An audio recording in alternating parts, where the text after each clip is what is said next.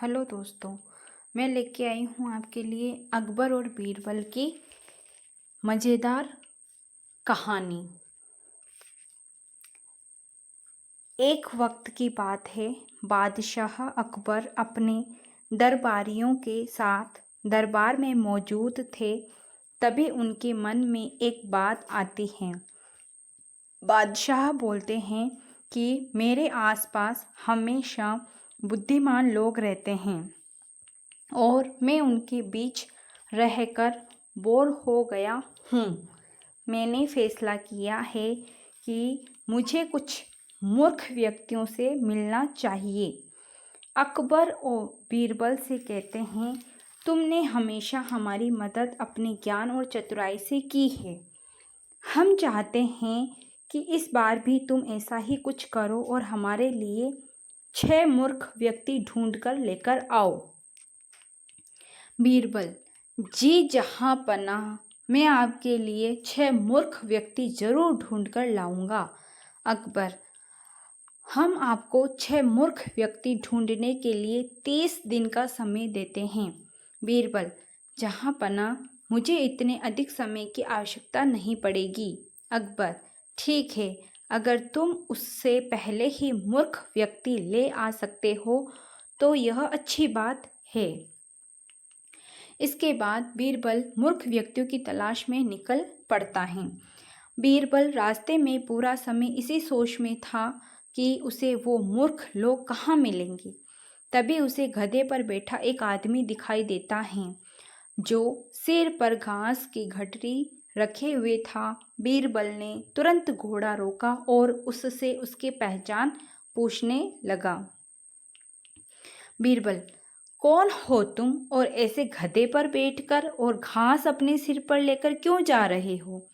व्यक्ति, मैं रामू हूँ और मेरा गधा कमजोर व थका हुआ है, इसीलिए गधे का बोझ कम करने के लिए मैंने घास की गठरी अपने सिर पर रखी है। यह सुनकर बीरबल सोचता है कि मुझे पहला मूर्ख व्यक्ति मिल गया।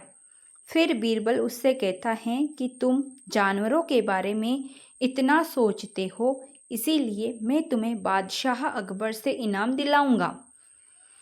यह कहकर बीरबल उस व्यक्ति को अपने साथ चलने के लिए कहता है। इनाम की बात सुनकर रामू बीरबल के साथ हो लेता है। बीरबल और रामू कुछ दूर चले ही थे कि बीरबल को 2 व्यक्ति आपस में लड़ाई करते हुए दिखाई दिए। बीरबल उन दोनों व्यक्तियों को लड़ने से रोकता है और उनसे पूछता है कि तुम दोनों कौन हो और किस बात के लिए लड़ रहे हो। पहला व्यक्ति, जनाब मेरा नाम चंगू है। दूसरा व्यक्ति, और मेरा नाम मंगू है।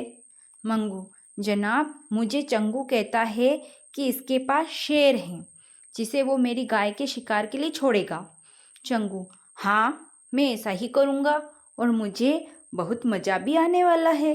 बीरबल, कहाँ है तुम लोगों की गाय और शेर? मंगू, जनाब जब भगवान हमें वरदान देंगे तो मैं उनसे गाय मांगूंगा और चंगू शेर मांगेगा, जिससे यह मेरी गाय पर छोड़ने की बात कह रहा है। बीरबल, अच्छा ये बात है। उनकी बातें सुनकर बीरबल समझ गया कि उन्हें 2 और मूर्ख व्यक्ति मिल गए हैं। बीरबल इनाम की बात कहकर उन्हें भी अपने साथ ले लेता है। उन तीनों को लेकर बीरबल अपने घर पहुंचता है और फिर सोचने लगता है कि बाकी के मूर्ख व्यक्ति कहाँ से ढूंढ कर लाऊं। बीरबल उन तीनों मूर्खों को अपने घर में ही रहने के लिए कहकर बाहर चला जाता है। जब बीरबल और मूर्ख लोगों को ढूंढने के लिए बाहर आता है तो उसे एक व्यक्ति दिखाई देता है जो कुछ ढूंढता रहता है। बीरबल उसके पास जाकर पूछता है कि आप क्या ढूंढ रहे हैं? व्यक्ति, जनाब मेरी अंगूठी कहीं गिर गई है जिसे मैं काफ़ी समय से खोज रहा हूँ लेकिन मुझे नहीं मिल रही है। बीरबल, क्या आपको पता है कि अंगूठी कहाँ गिरी थी? व्यक्ति, दरअसल मेरी अंगूठी यहाँ से दूर उस पेड़ के पास गिरी थी, लेकिन वहाँ अंधेरा होने के कारण मैं यहाँ उसे ढूंढ रहा हूँ। बीरबल, अच्छा ये बात है, आप कल हमारे साथ बादशाह के दरबार में चलो, मैं बादशाह अकबर से आपको दूसरी अंगूठी देने के लिए कहूँगा। व्यक्ति, अच्छा ठीक है फिर। अगले दिन सुबह बीरबल दरबार में उन चारों मूर्खों को लेकर पहुंचता है। बीरबल, बादशाह अकबर, मैं आपके कहा अनुसार मूर्ख व्यक्तियों को ढूंढ कर ले आया हूँ। अकबर, बीरबल, तुमने तो एक ही दिन में मूर्ख व्यक्ति ढूंढ लिए। क्या हमारे राज्य में मूर्खों की संख्या अधिक है? और तुम यकीन के साथ कैसे कह सकते हो कि ये व्यक्ति मूर्ख हैं? बीरबल ने बादशाह से सारी बातें बताई। फिर अकबर कहते हैं कि ये तो केवल 4 ही लोग हैं, बाकी के 2 मूर्ख कहाँ हैं? बीरबल, जहाँ पना, यहाँ पर 6 मूर्ख व्यक्ति हैं। अकबर, यहाँ कहाँ हैं और कौन है? हमें भी बताओ। बीरबल, जहाँ पना, एक तो मैं स्वयं हूँ। अकबर, तुम मूर्ख कैसे हुए? बीरबल, मैं इसलिए मूर्ख हूँ क्योंकि मैं इन मूर्खों को खोज कर लाया। अकबर, फिर अकबर हंसने लगता है और कहता है कि मैं समझ गया कि दूसरा मूर्ख कौन है, पर मैं तुमसे सुनना चाहता हूँ। बीरबल, दूसरे आप हैं जहाँ पना, जो आपने मुझे मूर्ख व्यक्तियों को लाने के लिए कहा।